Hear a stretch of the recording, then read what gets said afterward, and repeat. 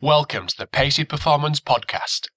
Today, I'm speaking with strength and conditioning coach, writer, and elite drug-free powerlifter, Greg Nuckols.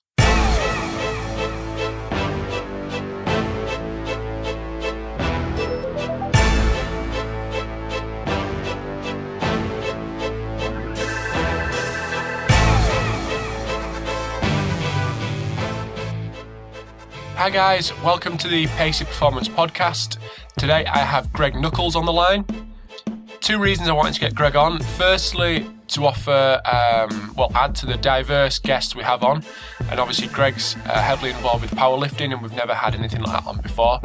And secondly, because of his website and the blog that he writes at gregnuckols.com and his Strength and Science website. So if you haven't checked it out, please check it out. The first time I looked at it, the two recommendations that popped up on the site were Chad Wesley Smith from Juggernaut Training Systems and Brett Contreras. So that kind of sums up Greg's kind of quality in his writing. The chat I have with Greg focuses around a couple of articles that he's written. He goes into lots of depth on periodization and goes through different systems and kind of what's worked for him as a raw powerlifter. We also go into a bit of depth with regards to training to failure and also Greg's philosophy and how he structured his programs, catering for general population and an athletic population. He also wrote a really interesting article on bar speed, so I get Greg's personal experience from that, and he looks at some of the literature behind it. But before I get onto the chat with Greg, just want to say, if you want to keep up to date with everything that's going on the podcast, please subscribe on iTunes. You can also download the Podomatic app if you don't have iTunes, and that means you can download all the previous episodes and listen on the go.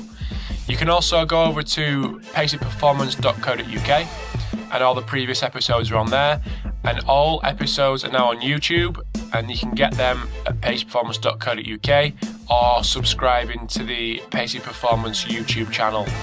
And you can also follow me on Twitter at PaceyPerform, and you can keep up to date with everything that's going on the podcast as I put it up and it goes live.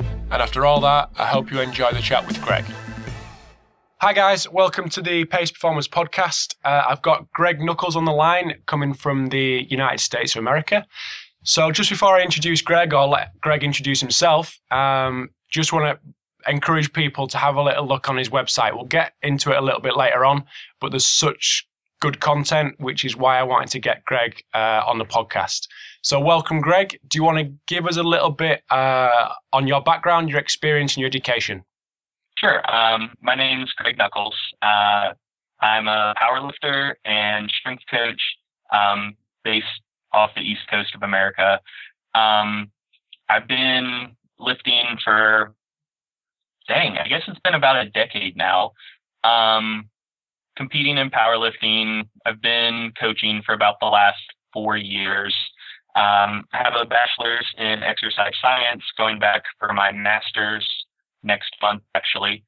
That's about all I got. So what's the master's in? Exercise and nutrition science. Okay, cool. So just go into a little bit of your background with your powerlifting, if you don't mind. Yeah, sure. So my athletic background is pretty much in every sport. I played everything growing up. Always liked sports. Wasn't particularly good at them. I was a little fat kid. And then about sixth grade, I grew all that I was going to, like 16 inches in a year, half a meter. And so then the doctor said, hey, you're going to be really tall. And I was like, that's awesome. So I took up basketball full time. But I didn't know that I was done growing. So then I was like, screw you, doctors, you lied to me. But so that helped me lose weight. I play basketball 5 or 6 hours a day most of the time. And I think that kind of helped lay a foundation of general athleticism. And I also played football. In my freshman year of high school, I sustained the last in a series of really, really bad concussions to the point that the doctor said, you can't have another concussion or you'll probably sustain permanent brain damage.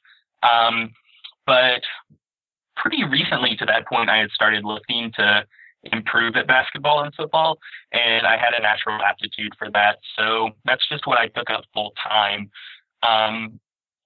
And so yeah, I've been lifting since I was right around 13, or had just turned 14 pretty seriously, and I started competing in powerlifting when I was 14. So it was about 9 years ago. And I've just been at it ever since. Cool.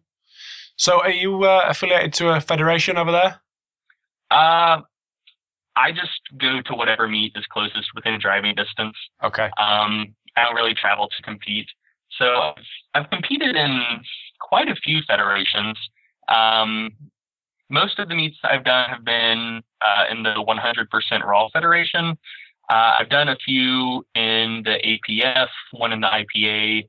I did the first Raw Unity meet, and I want to say there's one more that I'm forgetting, but at least 4 or 5 different federations. Cool.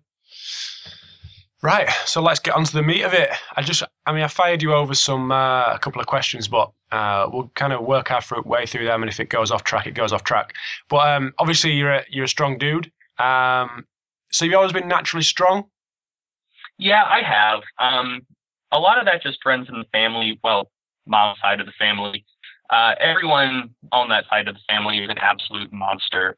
I joke with other powerlifters all the time that one of the main reasons I took up lifting is just so I want to be the front of the litter at family reunions. And they think I'm joking, but I'm actually not joking, because I still am. Just absolute monsters on that side of the family. So yeah, a lot of my strength is natural. The one thing that did not come naturally to me, though, is squatting. I think that's the reason I have a mild obsession with squatting now. Bench and deadlift, I picked up really easily, but squatting, it took me a few years for it to really click. I'm not really built very well for it. And I have just terrible ankle mobility. When I was playing basketball, I had a compound fracture and tore several tendons, and the doctors, they looked at the MRI and they basically said, we're not even going to operate because there's so much wrong. Like, we really don't think we could do much with this. So I was like, okay, that's fine, whatever. So my left ankle is basically fused. Like, I have full plantar flexion, but very, very limited dorsiflexion, and tried everything I could to fix it, but none of it really works. So squatting was, it was always difficult because I have long legs and a short torso. And so when you have that and your knees also can't really track forward, you're going to run into some issues. So what I've ended up with is like a super, super wide stance squat, which I'm lucky to have the mobility to pull off. But it was something that took years and years of effort to get good at and get comfortable with. So that's why it's my favorite lift, just because the other two came naturally, but squats were always more of an uphill battle. So you talk about your wide stance to kind of get around the ankle mobility issue. What kind of things do you employ to get around that issue with regards to working your hips a lot more? Yeah, and the biggest issue was always just strength at range of motion, not necessarily mobility. Mm-hmm. I can drop about 4 inches away from a full split without really doing any hip mobility work. But obviously that's a very challenging range of motion for your adductors to go through. So it used to be that was the only way I could hit depth, but I would be super, super weak when I hit depth. So a lot of pulse squats helps that, just getting really comfortable in that position, and also just really hammering that bottom range of motion, like Anderson squats from pins, set below parallel. So I would have to do force without relying on my stretch reflex. Mm-hmm. And that, combined with the pulse work, really helps strengthen my adductors so good in that fashion. Mm. So have you kind of employed any methods that, I mean, looking at your blog and kind of reading quite a few articles that you've put out, Obviously, everything I think you just correct me if I'm wrong, but strength science is the kind of basis of what you're talking about in your blog. Is there anything any methods that you've used which kind of weren't surrounded in the science and the research that have, either gone good or bad? Well, science is kind of a loaded term, especially when you're talking about strength training, because it depends how narrowly or broadly you want to define the term. Because if you're talking about it just in terms of like what you can get and apply from a single study, in terms of elite strength athletics, there's really not much that you can just like cite a specific study for. And a lot of that is just a constraint of doing the day-to-day work of science. Because I mean, if someone came to me and they were like, hey, we're trying to do a study on elite strength athletes, we're going to need, like, you're going to have to follow our training program for 16 weeks, and we're looking to see if this variable affects this, I'd probably say no, because I don't want to give up 16 weeks of my training to someone who, isn't programming in a way like specifically to make me stronger, but is trying to apply like a standardized set of variables. And I mean, that's pretty common with competitive athletes. So there's a fair amount, and there's becoming more and more every day, good science on untrained populations or moderately trained populations, but it's hard to directly apply science to really highly trained populations because, they just haven't been studied directly that much. But then if you want to use kind of a more broader definition of applying things scientifically, you're just talking about basic principles of physiology and biomechanics. And it's really, I feel like you could, if you understand the science well enough, you could make an argument for almost any practice to be scientific to some degree or another. The one thing that I do that I haven't seen many other people doing that I'm unaware of very much research on at all is I really, really like breathing pulsed squats, which is just where you squat down with a load, and at the bottom, you, instead of like holding your breath and trying to maintain as much intra-abdominal pressure as possible, you inhale and exhale fully a few times. That, I guess you could see that as an application of the reflexive neuromuscular training principles, but I haven't seen that specifically talked about in the literature any at all. And that's something I feel like that's benefited me tremendously. As far as squatting goes, I think that's the most highly specific core work you can do, because so when you're squatting at the bottom of the squat, you need to do three things. You need to extend your knees, you need to extend your hips, and as you're doing that, you have to maintain torso rigidity to transfer that force to the bar. So you can look at a movement with similar demands, like a leg press, where you also have to extend your knees and hips, but you don't have to worry about transferring that force to the bar. And most people can leg press quite a bit more than they can squat. And obviously, there's just mechanical features for that as well. Because it's on a 45-degree angle. So if you take the sine of the vertical component of 45 degrees, then you still wind up with like 71% of the force you're applying in the vertical direction. But most people can still leg press at least 30% more than they squat. And really the major difference there is just that, the force transfer is directly into the sled on the leg press, whereas for the squat, it has to be transferred through your torso. And so the breathing pulse squats, what they do is instead of being able to rely on a combination of intra-abdominal pressure and muscular contraction to keep your torso rigid, as you exhale, you have to only rely upon the musculature. So I feel like that strengthens those muscles in a manner very specific to squatting. So then when you are doing regular squats again and you are holding your breath through the full movement, you kind of get the additive effect of stronger core musculature with the intra-abdominal pressure added back on, and I feel like that really helps force transfer to the bar.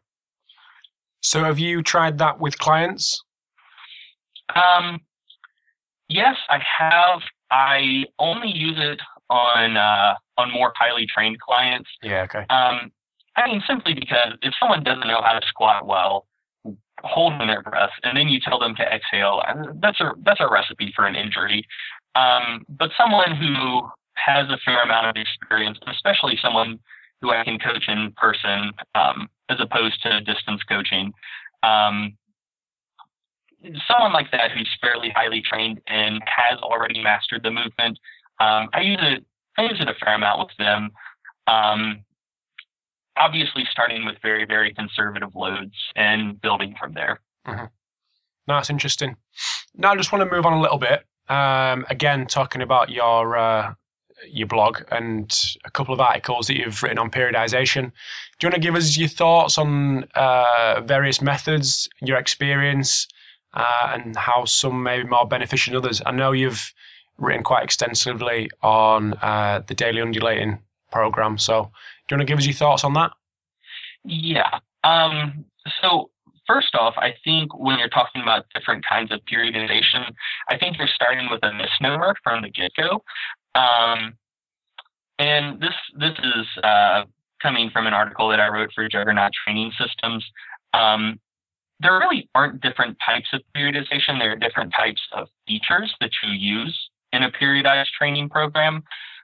So daily undulating periodization isn't necessarily a unique form of periodization. It's just taking the concept of undulation, which is changing volume and intensity on some sort of time scale. And instead of applying it on, say, like a weekly or monthly time scale, you're applying it session to session.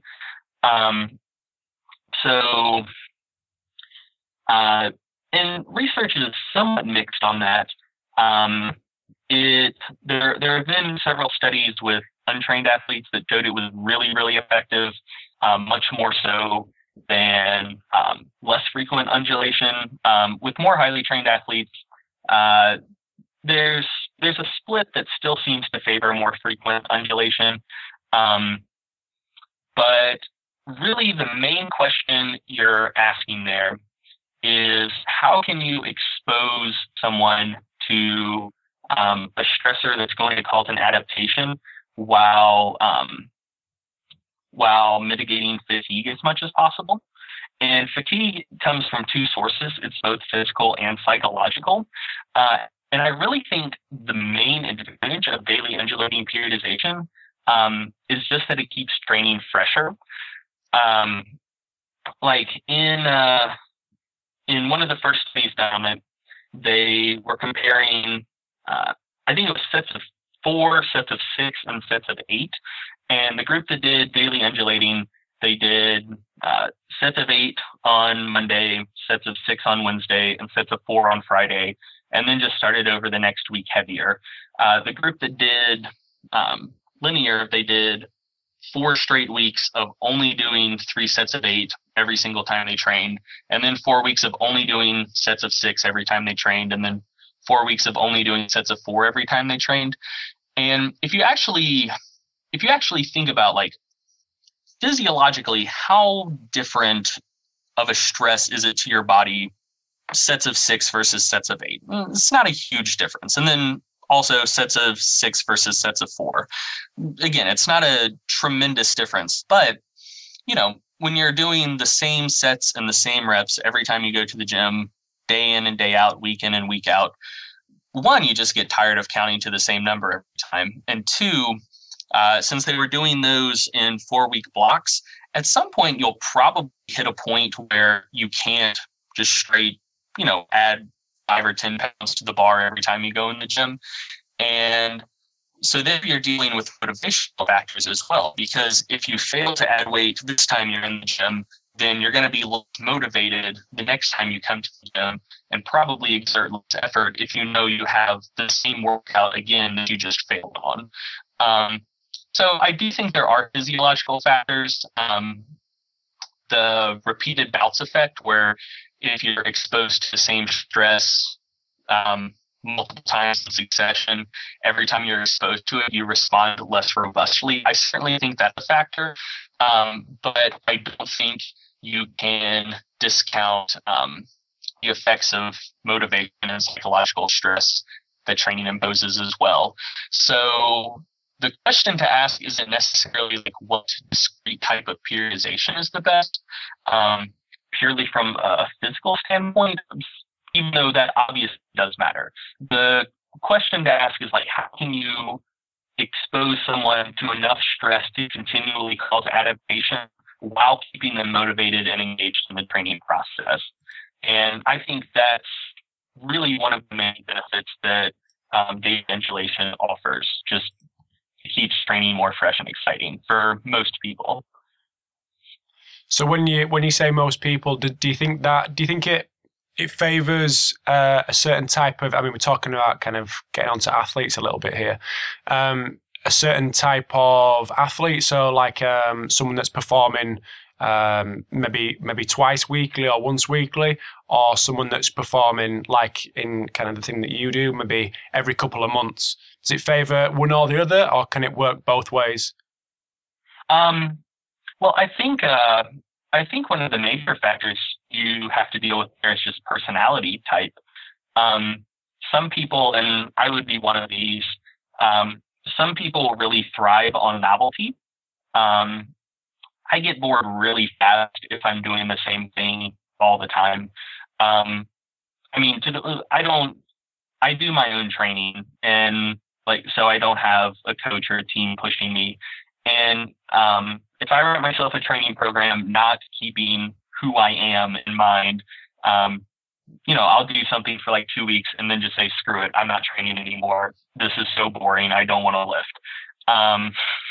Which that's probably not a particularly good thing. But then other people, they really thrive on doing the same thing all the time. Because if you have drastically different workouts daily or weekly, then, the coach could know what they're looking at and know that, if you're performing at this level on this workout, then when you ultimately go to max, you're going to be stronger. But the athlete wants to see, hey, I did, this many sets with this many reps this week, and I did the same sets and the same reps with more weight now, so I'm stronger. So you get that, more specific feedback from the training. So some people, they really, really like that, the doing the same thing all the time. So when they make progress, it's very, very obvious that they're making progress. So that's another thing as well.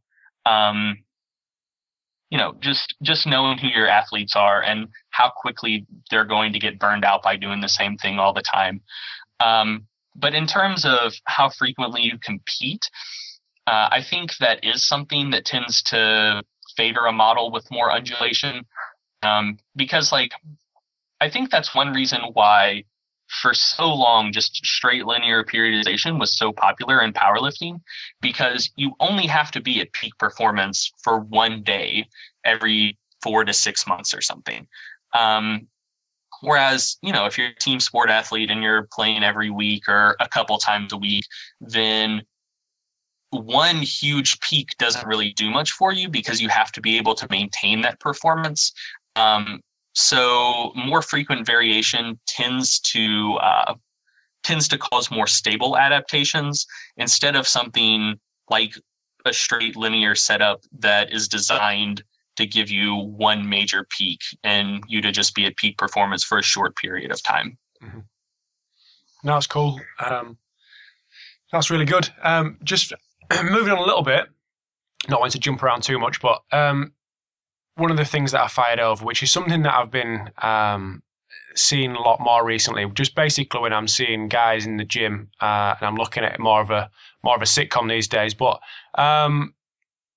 seems to be a bit of misinterpretation when prescribing loads, because I see every day the same guys will come in and they'll probably, obviously it's a Monday, so they're going to bench press, and every day that seems to be balls out, eyeballs popping out of the head. From your thoughts on this, is this the way to to get stronger and stronger, as in going to failure. What are your thoughts on this? And are you seeing kind of similar things over there? Yeah, I think in a situation like that, you have to look at several different training variables. If someone is just training a lift once per week, then I do think they need to really approach that with a very high intensity, very high volume approach, just simply because you're only exposing your body to that stressor once a week. Mm-hmm. So, if you're going to cause a robust enough adaptation that you're stronger the next week after only being exposed to that stress once, then I do think you need more volume and more intensity for that to happen. Whereas if you're training with like a more high frequency approach, if you're training a lift 2, 3, 4, even more times a week, then volume tends to be more of an individual thing. Some people can handle a lot of volume day in and day out, but you definitely, like you talking about people, their eyeballs popping out of their head, you definitely do have to dial back that level of effort, simply because most people, that's just not something they can maintain. And maybe bench is different, but certainly on squats and deadlifts. Like if you do a true max effort squat or deadlift, you'll probably not be able to have that same quality of training if you try to do the same thing again 2 days later. Mm-hmm. So I think when you're talking about people training with just 100% intensity, not necessarily the academic definition of intensity in terms of weight on the bar, but intensity in terms of really just going balls out, that has to be moderated by training frequency to a very large degree. And I do think for people who are only training a lift once a week, that might not be something that is necessary, but I don't think it's going to affect them negatively in the same way that it's going to affect someone who trains to lift much more frequently. Mm-hmm. So just getting a little bit on your philosophy, really, when you're training your clients. So what would be your kind of structure if they were training one lift multiple times a week? Are we talking multiple like 2 or multiple like 5 or 6? We'll go 2 to start with, then we'll go 5 or 6 later on. Okay, so 2 is typically just like a heavy day, light day. Okay. Usually squats and deadlifts on the same day and bench and overhead on the same day. And so for squats and deadlifts, one day squat pretty heavily and deadlift quite a bit lighter, and then flip-flop it later in the week, have a heavy deadlift day combined with lighter squatting. And same thing for bench and overhead. And usually what I'll do is I'll just do wave loading over the course of a month. First week is usually lighter, more volume. And by the 4th week, it's quite a bit heavier, but much lower volume. It's a deload volume wise, but it's also the heaviest week. And then usually just start over heavier going into the next month. Mm-hmm. So what, like you mentioned just a minute ago, what happens to the guys that are training that lift even more times a week, so 3, 4, 5? So that's something that, again, I would generally not recommend that to someone who I was coaching from a distance, just because a lot of people have, they don't really have a very good, feel for their body. I guess that's a very subjective term, but a lot of people just, they don't know how to differentiate between days that they should push it and days that they should take it a little easier. And when you're training a lift most days of the week, that's a distinction you really need to be able to make, because some days are going to be great and some days are going to be lousy, and you can't treat them as if they're the same. That's something that, again, coaching someone in person, you can tell from the athlete's mood and how they're moving, whether it's a day to really push them harder, whether it's a day just to wrap it up early. So yeah, I probably wouldn't, I don't recommend that to people who I can't coach in person. Mm-hmm. in terms of how I structure it myself personally, um, I have a weight that's kind of my tell for the day. So for squats, that's usually with 405, based on one, bar speed, and then two, just subjectively how my body feels. Like, do I have a creak in my knee that isn't usually there? Or I've torn a muscle in my low back before, my QL. And when I'm starting to get overreached a little bit, it tends to tighten up and not loosen regardless what I do. So that's something, like if I feel that start to cramp, that's something that tells me it's a day to take it a little bit easier. But yeah, for training more frequently, it really requires you to know your body well, and you have to take what it gives you. You can't force it to do anything. Whereas if you're training a lift less frequently, and today is the day that you squat this week, then you have a little less leeway. You might can push it a little bit harder, like maybe 10% harder, or take it 10% easier. But if this is the day this week you train your squat, you can't just walk in the gym and say, oh, today I don't feel good, I'm not squatting. Because, then you basically have like 2 weeks between squat workouts, which might be okay once in a while, but is not something you should make like a frequent feature of your training. Mm-hmm. You mentioned bar speed just a minute ago. Is that something that you kind of track, or is it just a feel that you get? It used to be by feel. Lately, I've been using the app BarSense. Right now, it's only on Android, but it works quite well. You just set the phone's camera up to the side, and it finds where the bar is, and it tracks speed. And so what I'm looking for on that is 405 for me tends to move on average about 0.7 meters per second. Like the concentric part tends to be about 0.7 meters per second. And so an acceptable range there tends to be anything from like 0.65 to 0.75 meters per second. If it's slower than 0.65 meters per second, I'll usually take it for another rep just to make sure. And if on the second rep it's still slower than 0.65 meters per second, that tells me it's a day that I need to let my body rest and recoup. And if it's faster than 0.65 meters per second, then I tend to keep working on up. So you mentioned just a minute ago that you wouldn't kind of miss a squat workout because of the kind of big gap in between the 2 weeks. So how would you modify your training to keep some intensity there, but not completely miss a workout because it's obviously 2 weeks till your next one? So there are two ways to look at it. If you're training someone one-on-one, then you can make kind of in the moment adjustments.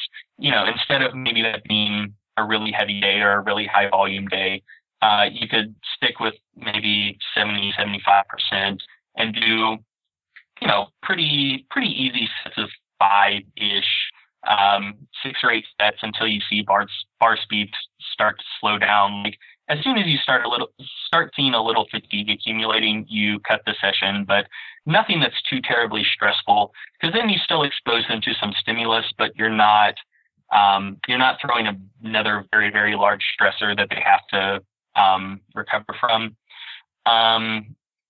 Again, and this is another reason why I very much prefer training people in person as opposed to on the internet, because you just can't do that when you're training someone from a distance.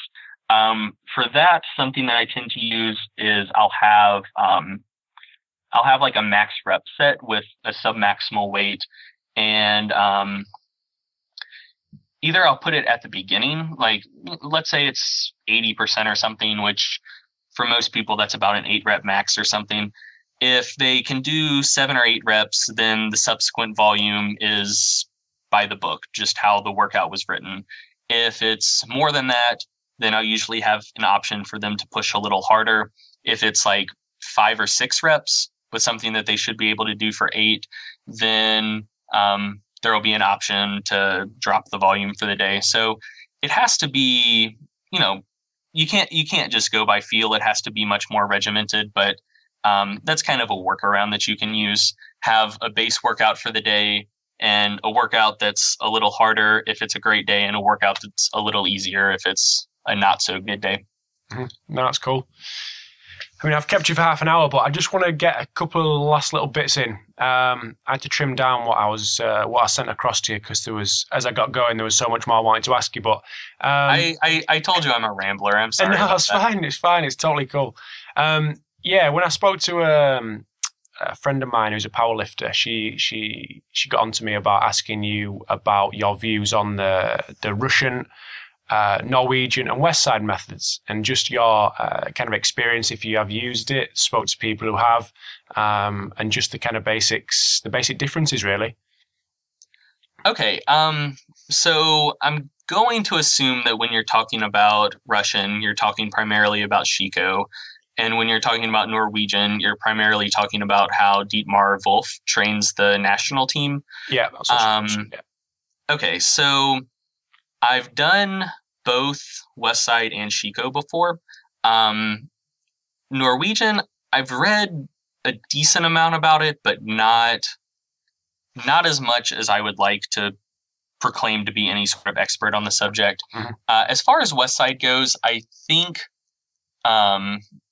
as far as raw powerlifting goes, I think there are definitely principles you can apply. But obviously I would take out stuff like only squatting to a box, or doing 80% of your heavy workouts as some sort of good morning, or using super heavy band tension. The whole system, at least like the lower body work, is tailored towards building a really, really strong posterior chain, which when you have a suit to help you out of the bottom of a squat, basically doing the work that your quads would otherwise be doing, it makes sense that you just need a brutally strong posterior chain to support that much weight on your back and hip flexion. So I think you can take the max effort dynamic setup and make some adjustments, like instead of only doing posterior chain work, doing more accessories for your quads, and not squatting off a box all the time, not only doing good mornings. And I definitely think you can make that work. One of the better raw powerlifters in America right now, Mike Hedleski, he went to DUD for a while, but he spent most of his time training with a West Side template adapted for raw lifting. So I think you can use the basic max effort, dynamic effort template, but you need to make adjustments to it. And same thing for bench. West Side preaches like hammering your triceps really hard, which is obviously important for a big bench, but when you don't have a shirt to help you move it the first few inches off your chest, obviously you need to do more pec work as well. So just little things like that. Chico, I got really, really good results from that. And I know quite a few other people have as well. Ben Rice, he's a 198 lifter who I think he totals somewhere around 1,800. I know if he doesn't still train with Chico, I know he did for a long, long time. I'm pretty sure he still does. Again, I think that's something that can work really, really well. I like how volume centric it is. I think something where a lot of people get hung up is they try to throw too many bells and whistles into their program. They're trying to use a scalpel to do the job that a sledgehammer can do. So a scalpel would be something like some sort of really like specific accessory exercise, or really exciting loading scheme or something. And the sledgehammer would just be, you need to get stronger. You will do more work in the squat, bench, and deadlift, which is entirely what Chico is based around. So I like that philosophy. The one caveat I would give, though, is that it's not something that would be particularly good to do unless you're already very technically proficient, or unless you already have a coach. I did an interview with Boris Shako for my blog, and one of the things that he said in the interview that that really jumped out at me is that the main difference between Russian and American powerlifters is all Russian powerlifters have coaches. It's very, very rare to find one that doesn't. And the ones that don't tend to get very far. But they have coaches that are there watching every set, every rep, making sure that they're always technically proficient. And when you're doing just the sheer level of volume that they do with the classical lifts, then if you're getting that level of volume with a very high quality work, it can be very, very effective. If you're getting that level of volume with not so high quality work, if you're just going through the motions and your technique isn't great, then I think it's a great recipe to really run yourself into the ground. As far as the Norwegians go, like I said, I don't know nearly enough about that as I would like. From what I've seen, it seems to be not so different from Shiko, except a little bit higher frequency. So most Shiko templates have you squatting twice a week, benching 3 times a week, deadlifting 1 or 2 times a week. And the Norwegian stuff I've seen tends to have pretty similar volume, but about twice the frequency. So squatting 3, 4, maybe 5 times a week, benching just about every day, deadlifting 2, 3, 4 times a week. And also using more bells and whistles. I've seen them do some work with chains and some reverse band work and stuff like that, which you don't see nearly as much of in Shiko templates. But I think the same general principles apply, since it's still a very volume-centric approach without just a ton of variation. I think it's something that can be very, very effective, but you need to make sure you're a very proficient lifter before you undertake it, or you need to make sure you have a coach to guide you through it. Mm-hmm. Shit, no wonder them Norwegians have taken like a house side. Jesus. Yeah. So you mentioned your blog. Do you just want to give us a bit of kind of background on the blog and where everyone can kind of find your work and on social media? Yeah, the blog is gregnuckols.com.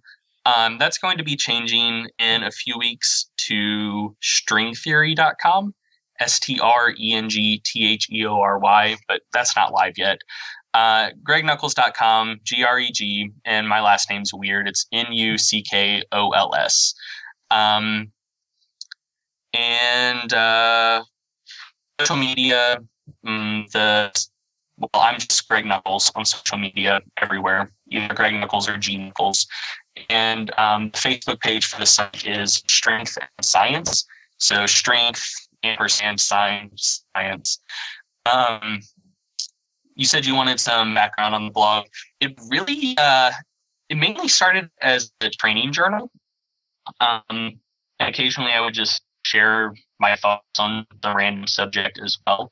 And I started noticing that people were reading and sharing those posts, and no one cared at all about my training. And so I went through and did a big purge and just hit all of my training posts and just started writing more like article-esque posts.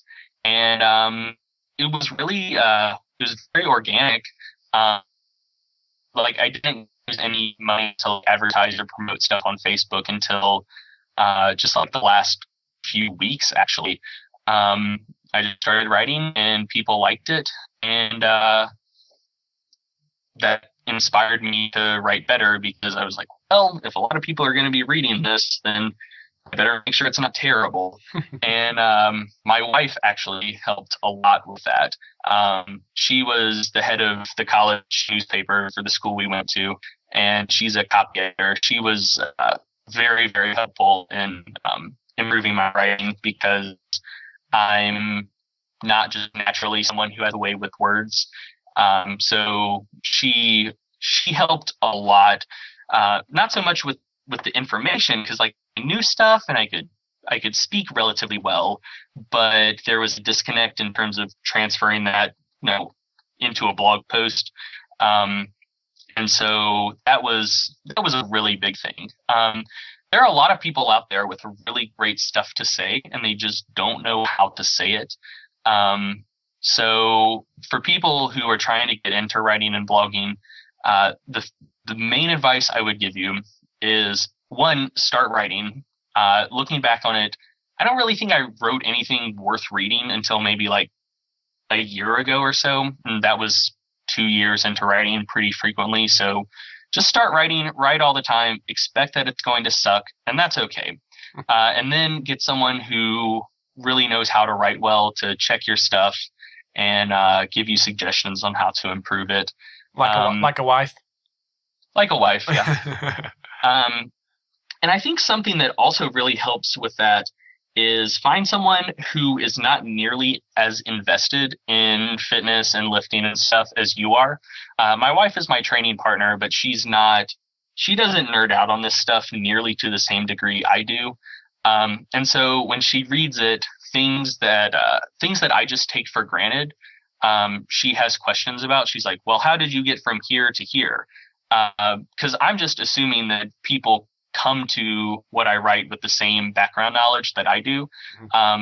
So a lot of her helpful criticisms were, how to make this stuff make sense to people who don't have the same degree of background knowledge. Because, I mean, if you're passionate enough about something to write about it, you probably know more about it than your audience does. And so if you're writing in a way that would appeal to you and not to your audience, it may be great stuff for someone like me, but it's not going to reach a large number of people. I understand. Well, you and your wife are doing a brilliant job. Just want to say that. But I've kept you Thanks, for nearly 45 minutes, so I'm going to let you go. But just before I round up, just thank you very much for giving up your time. And I'm going to encourage everyone to. It's all right, no problem. I'm going to encourage everyone to go read your blog and just keep in their head that you are only 23, and that's all I'm saying. So thanks very much, Greg. Appreciate your time and your insight into the things that we've talked about. So yeah, that's it, and I'll round up. No problem. Thanks a lot, mate. Cheers. Cheers. Thanks for checking out the Pacey Performance podcast. I hope you enjoyed the chat with Greg. Just before we go, I just want to remind you that you can subscribe on iTunes, you can subscribe on the Podomatic app, you can jump over to paceyperformance.co.uk and listen to all the previous episodes on there, and you can now listen to all episodes on YouTube. And I will speak to you in the next episode.